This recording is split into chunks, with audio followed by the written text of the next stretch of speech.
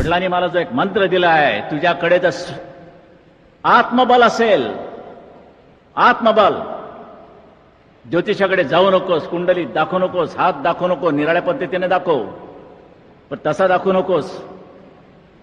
तुझ्याकडे कुठचा ग्रह कुठच्या घरात बसला याची पर्वा करू नकोस. पण तुझ्याकडे जर आत्मविश्वास असेल, सेल्फ कॉन्फिडन्स, तर जगाच्या पाठीवर तू कुठेही जा, तुला मरण नाही. आणि ते मी करतोय आज. ते तुम्ही, हे तुमच्या शिवसेनेची ताकद आहे.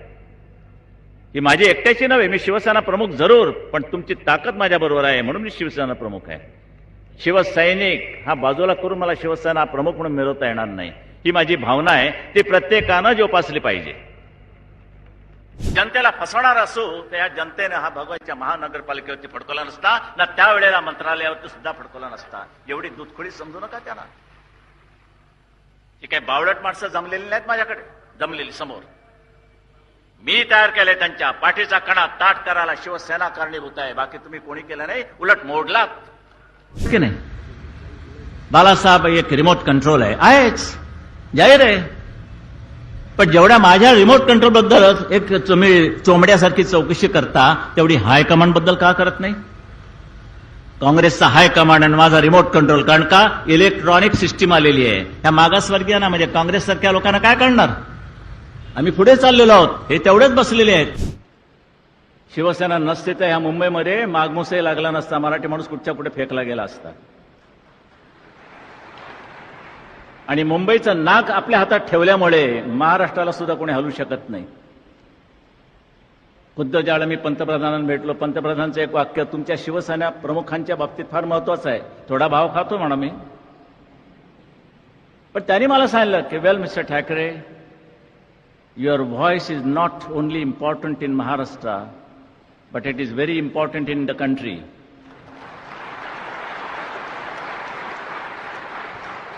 हे वाक्य त्यांनी मला मनोहर जोशींच्या समोर, म्हणजे साक्षीदार लागलेच तर मनोहर जोशी, उद्धव आणि अलेक्झांडर राज्यपाल यांच्या समोर सांगितलं. म्हणजे तुमचा आवाज महाराष्ट्रापुरता मर्यादित नाही, तो देशभर त्याचे तरंग उठणारा आवाज आहे. तो ही तुमची शिवसेना आहे. सागर वट्याने विचारलं, म्हटलं why you wear this saffron colour, हे तुम्ही भगवा का घालता? Well, it's there. It's a color of renunciation. It's a color of renunciation. म्हणजे त्यागाचा रंग आहे. म्हटलं why the color of renunciation should be blue, black? Why not blue, black, red, yellow, black? Well, खांदे उडवतात असे. आपण सुद्धा इंग्रजीतले सुद्धा खांदे उडवतात आणि सगळे बरं. पण एखाद्याने प्रश्न विचारला, इंग्लिश संपलं, सगळा अर्थ आला त्याला. खांदा देऊ नका, पण उडवायला का हरकत नाही. बरं, उडवा नुसते. पुष्कळ वेळा मी पाहिले त्याला. ते झालं वेळ इष्टे. म्हटलं नो, हे मी माझं एक संशोधन असं केलं की आम्ही सूर्याचे भक्त आहोत. सूर्योदय ज्यावेळेला होतो त्यावेळेला आकाशामध्ये तो भगवा रंग फेकला जातो, आणि ज्यावेळेला सूर्यास्त होतो त्यावेळेला आकाश रंग भगव्या रंगाने नुसतं बुंद छान झालेलं असतं, झुंजू मुंजू आणखीन असतं. आमचे सगळे जे काही धार्मिक विधी आहेत, मग बाकी अगदी अंत्य ह्याच्यापर्यंत, ते सगळे अग्नीच्या साक्षीने होतात. त्या अग्नीचा रंग भगवा असतो, म्हणून आमच्या हिंदू धर्मामध्ये भगवा रंग आलेला आहे. मी बजावणार, तो मी बजावणार. हा एक संताप आहे. काय सहन करतात? त्याविषयी कोणी म्हणतात की आमच्या एका खासदाराला मारलं, जोडणार की शिवसेनेच्या तिकिटावरती निवडून यायचं आणि बदमाश तिकडे जातात. मग त्यांना काय ओवाळू? आणि आता प्रश्न विचारला की समजा उद्या तुमच्या हातामध्ये सत्ता आली आणि तुमचे आमदार तिकडे गेले, तर मात्र आज तुम्हाला सांगतो सगळ्यांना, यापुढे एक आमदार जर शिवसेनेतनं फुटला तर मात्र कायद्याची पर्वा न करता त्याला रस्त्यात तुडवा.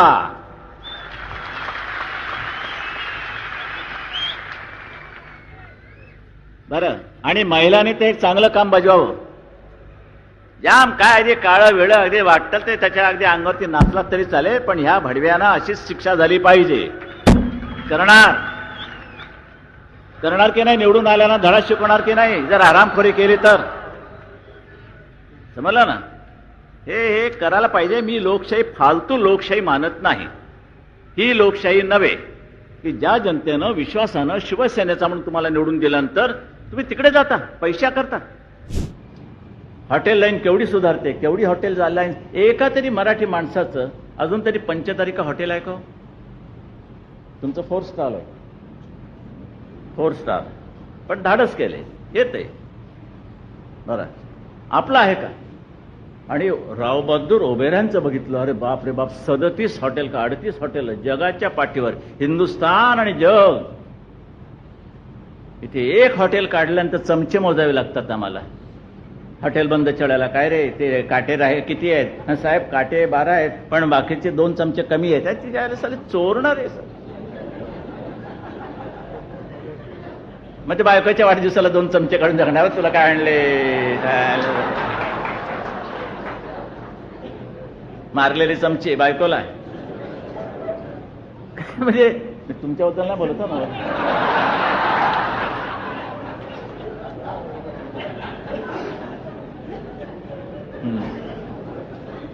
बरं, हे आपलं सहज डोक्यात आलं ते बोलून दाखवलं तुमच्या समोर मी. काय चोऱ्या काय, चोऱ्या काय, काय काय. अरे हे ओबऱ्यांचं बघितल्यानंतर हे माणसं कशी. पण त्यांनी काय सांगितलं, काही जरी असलं तरी 10% कट आम्ही धरून चालतो, 10% कट हे होणारच. पण ते सहन करण्याची ताकद तुमची असली पाहिजे. मुळात माणसं चांगली मिळाली पाहिजे, तशी चांगली माणसं मिळवा.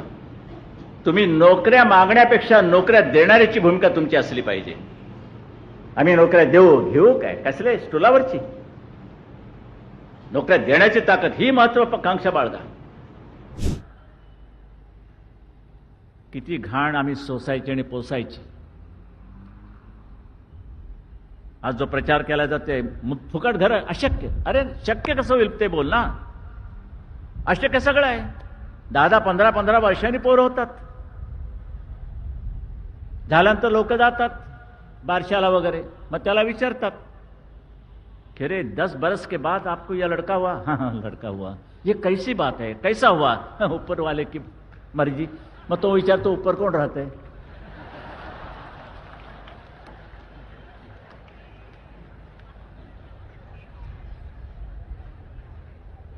प्रयत्न आहे. यश आज नाही, उद्या, उद्या नाही, परवा कधीतरी मिळणार.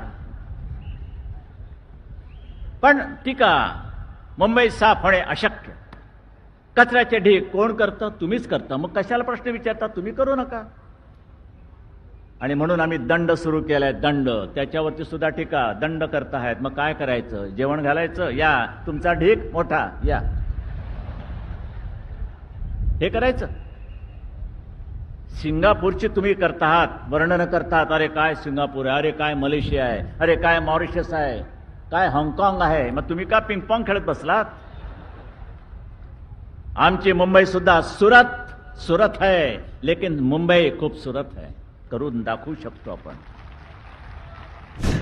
एकच तुम्हाला विचारायचं आहे की तुमच्या समोर आता एवढा जो जमाव आहे, हा सगळ्या तरुणांचा जमाव आहे असं वाटतं ना तुम्हाला? बरं वाटतं जरा. त्यामुळे तुम्हाला एक तरुण झाल्यासारखं वाटत असेल. मी आहेच. तर या तरुणांना तुम्ही आता काय संदेश देणार आहात, काय सांगणार आहात त्यांना? What they should be. जे माझ्या वडिलांनी मला सांगितलं तेच मी तुम्हाला सांगतोय, कारण ते मी आयुष्यात पाळतो. की तुम्ही उद्या वयाने म्हातारे व्हाल, आणि वयाने म्हातार होत असताना काहीच करू शकत नाही. पण मात्र वयाने म्हातारे जरी झालात तरी विचाराने म्हातारे कदापि होऊ नका.